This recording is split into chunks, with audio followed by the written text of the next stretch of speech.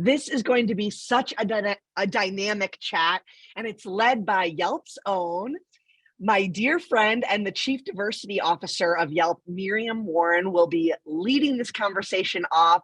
I'm so excited to hear what these three women have to share. And without further ado, Miriam, I'll hand it over to you to take it away. Awesome. So great to see you, Emily, and so glad to kick off this conversation. I think to start us off, I would love for our panelists to introduce themselves, and I will start in the order that I am seeing folks on my screen. So Tiff, do you want to start us off? Tell us a little bit about your background and what brings you to the discussion. Sure. My name is Tiffany R. Warren. My nickname is Tiff. I would describe myself as a heart director and a hope dealer. And I'm celebrating my 26th year as a DE&I practitioner. It's my life's work. And I often say it's not a position, it's a passion, and it's a calling. I'm the oldest of 10. I'm going to get details. I have 8 brothers and a sister. And I'm a ferocious, I guess I've been labeled a rich auntie, but I'll just say I'm an auntie. But my niece does get all my money. And I'm a founder as well of ADCOLOR, which is an organization I started while working a full-time job, and it's still the case, in 2005, where we started out honoring people of color and allies in marketing and advertising and media. It's since grown to include tech and publishing and just about every industry you can think of. And in a couple of years, we'll be celebrating our 20th anniversary, which I can't believe it went so fast. So I'm super proud to be here as a representative for Sony Music Group, where I'm the EVP and Chief Diversity and Inclusion Officer. Well, I am so glad that you're here, and I cannot wait to hear what you're going to bring to this discussion. Next up, Brooke, I would love to hear a little bit about you. Tell us. Perfect. Thanks, Miriam. Well, hello, everyone. My name is Brooke Quinn. I'm the Chief Customer Officer with Fertility. I've been with Carrot for almost 2 years, but I've been in the benefits and digital healthcare space for 25 plus. And so I like to think of myself sort of as a benefits nerd. I've been on the consulting side of the business, the TPA side, and then also the administration side of benefits. And that's both health benefits and also HR benefits as well.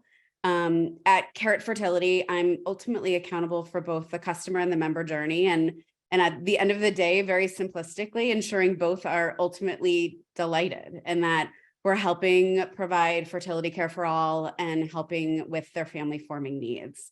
On a personal level, I live in Des Moines, Iowa. I call myself a captive, not a native. I'm an East Coast girl at heart. So I grew up in New Jersey, did my schooling in Pennsylvania, and spent almost 12 years living in the city before I took a job relocation to the Midwest, which I think shocked most of my friends and family. But I've now been here 17 years, so I call it home. I have 3 adult stepchildren. Like Tiff, all my money goes to my niece, Ada, who will be a freshman in college next year. And it's no coincidence, she turns 18 in a month, and I have lived in Iowa for 18 years. So she is really the reason I took the job relocation, to be close to her. I'm incredibly involved in my community. Specifically, I'm on the board of directors for Girl Scouts of Greater Iowa. I'm also the event chair for an annual event called Inspiring Women of Iowa that recognizes women of courage, confidence, and character. And it's a big fundraising event within the community as well. So love being part of this conversation, especially helping to give women a voice and a position of power. And I'm just thrilled to be here with you all today. So thank you. Well, thank you so much for being here, Brooke. And last but certainly not least, Danielle, I'll turn it over to you to tell our audience who you are. Thanks so much, Miriam. I'm so honored to be on this panel with you, Miriam, and Brooke and Tiff. I am the Director of Corporate Engagement at the American Civil Liberties Union, the ACLU, and I've been there now for almost 6 years.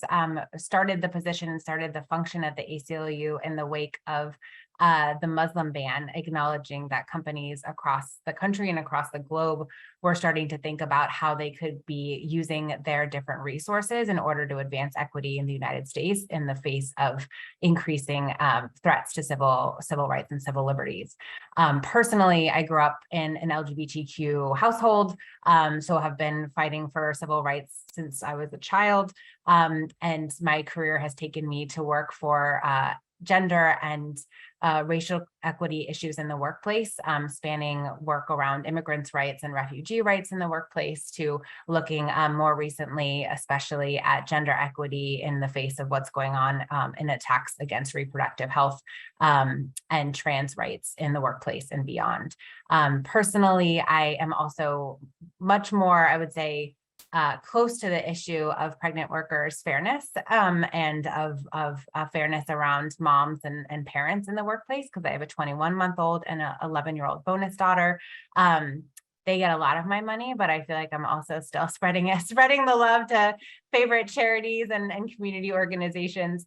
And when I'm not working with the ACLU and spending time with family and friends, I'm also really proud to be on the board of the Center for Artistic Activism, trying to infuse just cultural, artistic ways to think about how we can disrupt some of the barriers to voting rights, barriers to health access, and other challenges that we're seeing inequity across our country and across the world. Super excited to be here, and really just want to also front end this by very grateful to Yelp and all of the work that Yelp has done, especially in the reproductive health and access space and in gender equity. So really, really proud to be able to be on this panel with these other amazing people. Well, let's kick it off. I feel like 30 minutes is definitely not going to be enough time for us to get to all the places that we want to go, but let's see what we can do about it. So I think to kick us off, obviously there has been gender progress made. And obviously the topic that we're talking about here is breaking down those gender barriers and inequities. And so the first place I'd love to go, and Tiff, I'd love to throw it to you first. What's some advice that you can offer women and folks that are in the early stages of their careers? What are some of the things that you wish you had known or that someone had told you some years ago? It's so interesting when I get this question, because I didn't have to wish what someone told me, because I had a village of women who literally told me all the things. And so I had a ferocious godmother who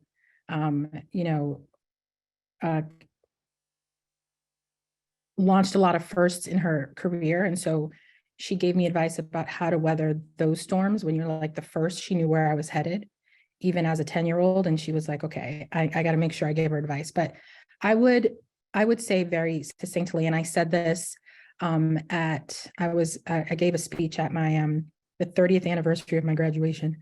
And to these young 17-year-olds. And I said to them, I said, right now you are trying to find your nerve, find the nerve to, I don't know, ask that boy out or tell your teacher your paper's late or whatever the things you do when you're in your teens. And I said, in your 20s, you have all the nerve. Like, you go to college, you have the swag of youth and you feel invincible. And, in your 30s, you have some nerve, you really, and I had some nerve in my 30s to launch an award show and keep a day job, which was very unorthodox. And then in your 40s, which is where I'm at, I just have one nerve, and everybody sits on that one nerve. So, you really have to choose your time and ask for your time back and lean into joy and all those things that people tell you have the room to do when you're in your 40s. And then when you get to your 50s and on, you give 0 Fs. You just are free. And so, I hope to get to 50 quicker, which I'm just a year away from it, actually. I don't know why I'm saying get to 50 quicker. It's next year. But, I say all that to say that in your 20s is when you have all the nerves. So do all the things. If you're not a new entrepreneur, which could happen at any stage in life, you could follow the same mantra as well. When you're starting a new business, you have all the nerve. You know that what you're doing is going to change the world somehow. So you feel invincible, and you also feel vulnerable at the same time. But that would be my advice for sure. I love that. Thank you so much, Tiff. Brooke, thoughts in this area? What advice do you have for folks maybe just starting out? Similar to what Tiff indicated, I get asked this question a lot, and I mentor a lot of women that are early in their career. And the overwhelming sense that I hear and I feel is this trepidation and fear of asking for what they want. And I often will ask the question to them directly, what is the worst answer you're going to hear? If you go into that job offer situation and you ask for the salary that you want, what's the worst answer you're going to hear? And, they sort of fumble, and ultimately the answer they give me is, well, they're going to tell me no. And my response back is, no isn't a no. No is a point of negotiation. No is the starting point of a conversation. And I will tell you, personally, this is something that I've had to learn incrementally over my career as well, to have the voice, to ask for what I believed my value and my worth is, and to not be afraid to put it out there and to demand what I feel I deserve. And so I think my biggest piece of advice is to not be afraid, to understand your value and your worth. It also requires doing research, being educated and well-informed when you go into conversations like that, and understanding what is fair, and taking the conversation head on, and using any type of negative response as a point of negotiation.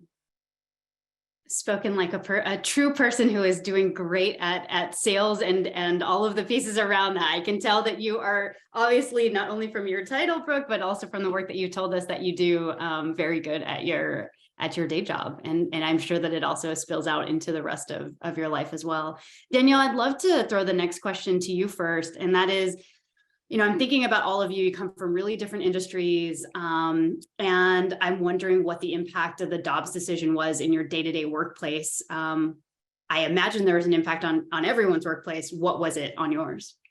Great question. Yeah, I'll answer that maybe a little bit less so from the American Civil Liberties perspective, because as you can imagine, protecting the right to reproductive freedom and health is a core constitutional right in our mind as an organization. So we had been preparing, sadly, for the likely fall of Roe with the Dobbs decision for several years. What we really wanted to accomplish from my camp was, how can we best equip companies with the next steps and the tools and businesses of what they could do in response to the fall of Roe. And so back in 2019, we started an initiative called Don't Ban Equality, which essentially provided a platform and a network for businesses to be able to take a stand on acknowledging that comprehensive access to reproductive health is critical for gender equity in the workplace.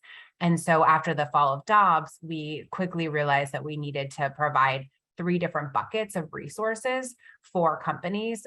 One, helping companies to navigate, how do you mitigate workforce harm in the face of the fall of Roe, knowing that half the states in the country are either poised to or have already banned access to abortion and are looking to pass even more restrictions on reproductive health care. And part of that was, making sure that companies knew that one another were resources and connecting them with the best practices on how can you provide a travel fund if you have employees who are in a state with restrictions or bans. Do you consider dependents and offering opportunities for dependents of employees to be able to access abortion care out of state? And then the other piece of this is also thinking through, what are the internal communications for your business? So acknowledging that a lot of companies might have these benefits that are buried. And so how can companies, knowing that, to Tiff and Brooke's previous point, women aren't necessarily used to asking for what they need, or we've had a chilling effect from being able to, or being empowered to ask for what we need. And so what can businesses do to make it really clear what they're willing to offer or what they already offer, so that it's not buried and the Dobbs decision doesn't have a further chilling effect on people being able to ask for and access the healthcare that they need. Quickly, the 2 other pieces is just, we've been working with companies and businesses to empower them to either contribute to the surround sound outcry and make sure that the crisis of reduced access to abortion care doesn't recede from the headlines. And then finally, empowering and equipping businesses with the tools they need to be advocates, especially at the state level, knowing that our federal right is no longer guaranteed. And so what does it look like for us to be, for the private sector to be having a strong voice and making the business case for why access to abortion care is so critical for not just gender equity in the workplace, but for strong economies at the local level. That's super well laid out, Danielle. And I just, kudos to you and your team on the Don't Ban Equality sort of groundswell that you've created, because I think back and I have like a copy of the 2019 letter that we signed, I think the first original one in the full page ad in the New York Times. And that was a moment that was huge. And also to bring us to this moment that we're in now, which I think many people in your position knew maybe was going to happen. And I think for many of us others were less aware that this is what it could look like. And so to be sort of at the front lines, I think is so incredible. As we think about kind of what the Dobbs decision and the impact has been on your workplaces, Tiff or Brooke, do you want to weigh in here on how maybe things have changed or maybe how they haven't? Sure.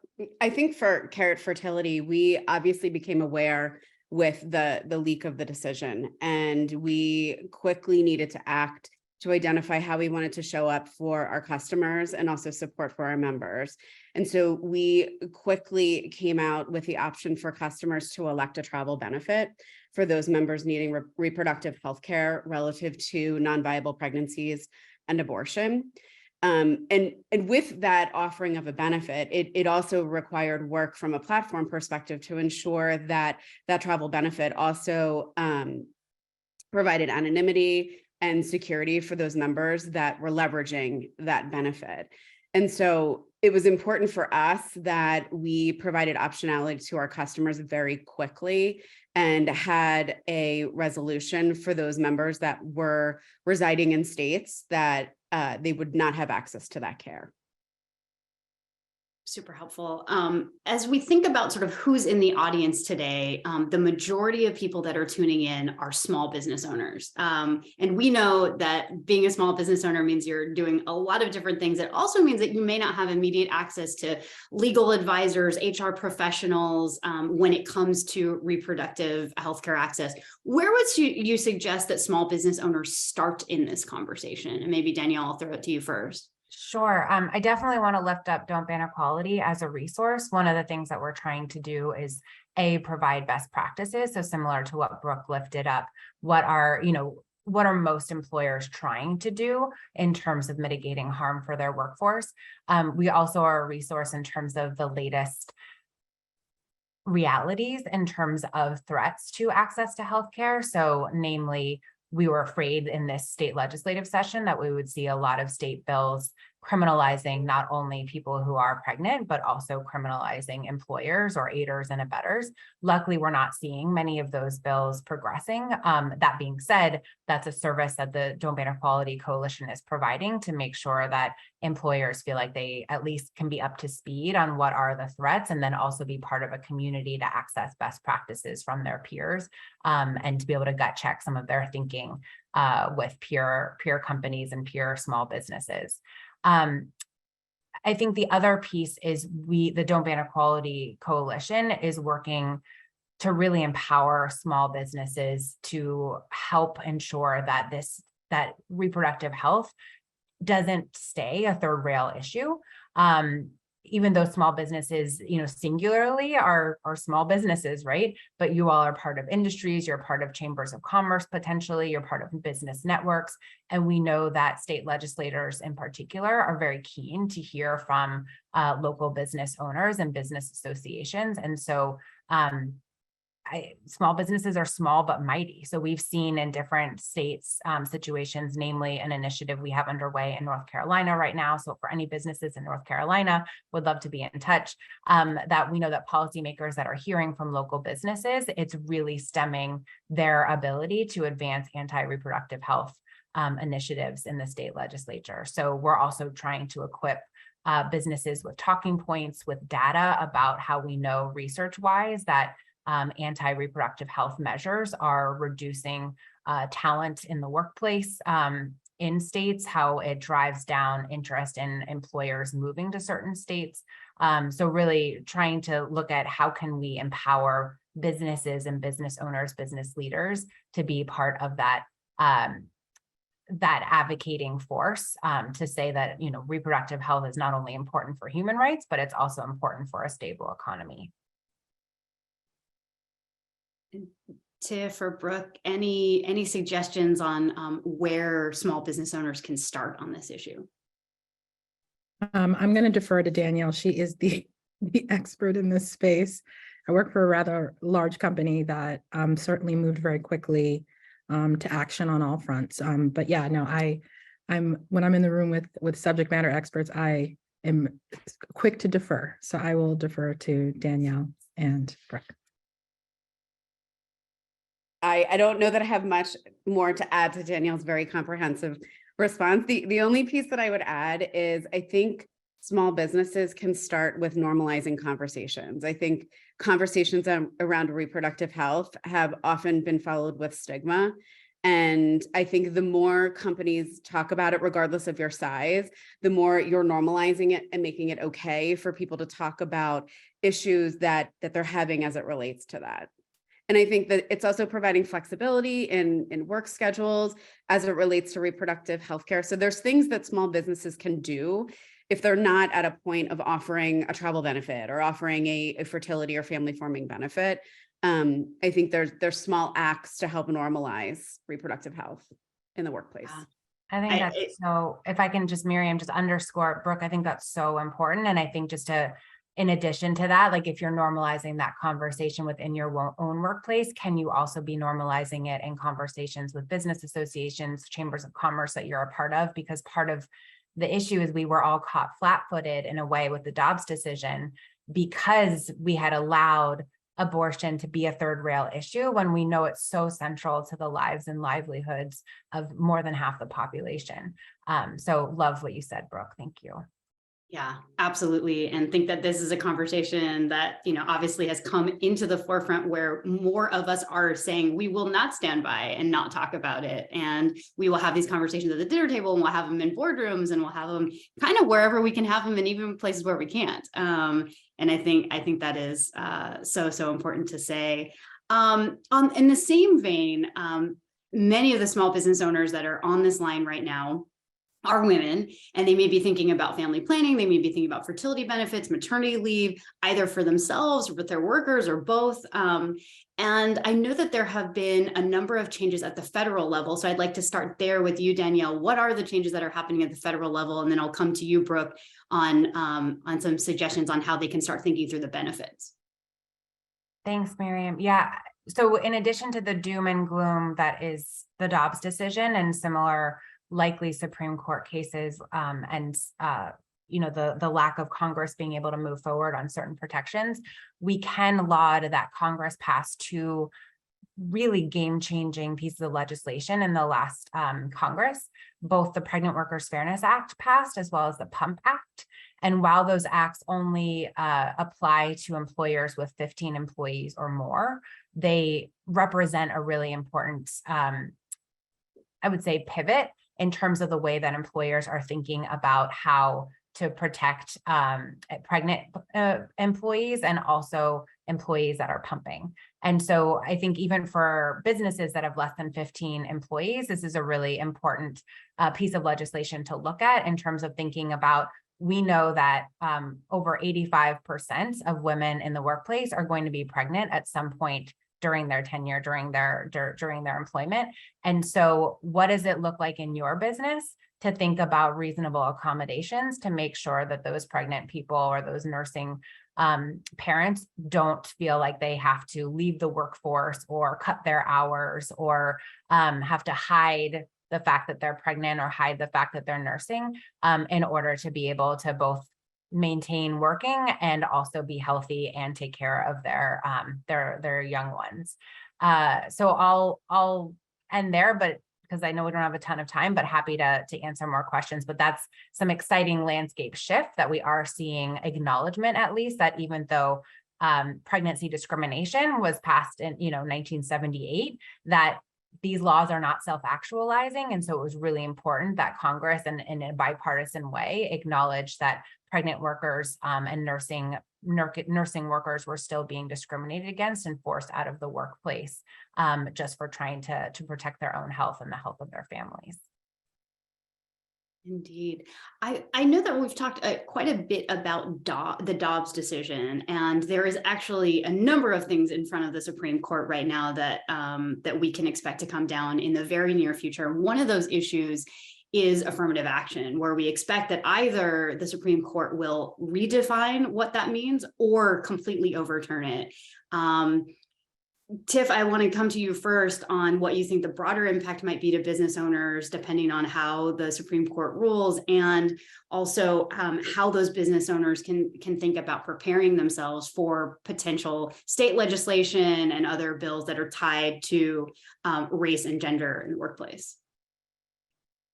Oop, I think you might be on mute. Sorry, I was following the best practices and putting myself on mute. But no, the decision's not even made and it's having a chilling ripple effect already. Those that are practicing DE&I are feeling very fragile and very vulnerable because of the work and the strides that we've made over the last, I would say, 20 years. We've had ups and downs before. We certainly have been in different administrations where the specter of that kind of feedback that makes you fragile and vulnerable was always there, certainly with the political affiliations, but it's never been more heavy than now. And so even prior to the decision being made, there is conversations about pivoting. How do we think about D&I so that the word is not attacked? And then subsequently the practitioner or what we do as practitioners is not attacked. And then what we think might follow is not just that decision around affirmative action, but then EEOC will be looked at, which is the very core of corporate governance when it comes to supporting people from underrepresented groups and protected groups as well. And so, you know, there's a lot of threads going on in my world about what it really means. I think the other layer that's even more dangerous and just frankly mind-boggling is the association of DE&I as the reasons for bank collapse, for natural disasters. There's a bit of, you know, I started a Google tracker, just keeping track of the things that D&I is being blamed for, just so I can have. It's only up to 3 now, but it's 3 more than it ever was. And so that's that dangerous narrative is also causing that feeling of fragility. And with doing this work, you already feel open, you already feel very vulnerable. You're already a source of comfort for those that are not only within a corporate environment, but certainly outside of it. But, you know, I think until I would say the last 4 or 5 years, what we were thinking as practitioners, as CDOs, wasn't really heard or thought of. So the plus side of this is that people are being more willing and they're more open to talking about the effect of this. But I can tell you it's chilling and the decision hasn't even been made yet.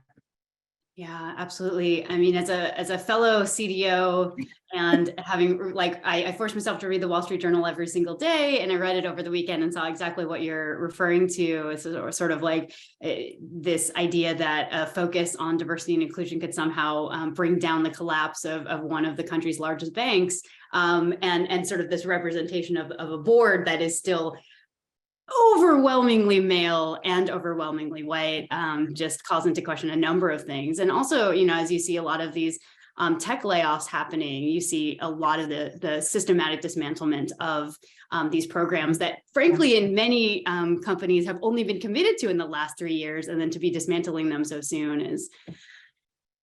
Yeah, I always say when you know, not even Silicon Valley, when these kinds of things happen, when they get a cold, not-for-profits and small businesses get, you know, when they sneeze, not-for-profits and small businesses get a cold.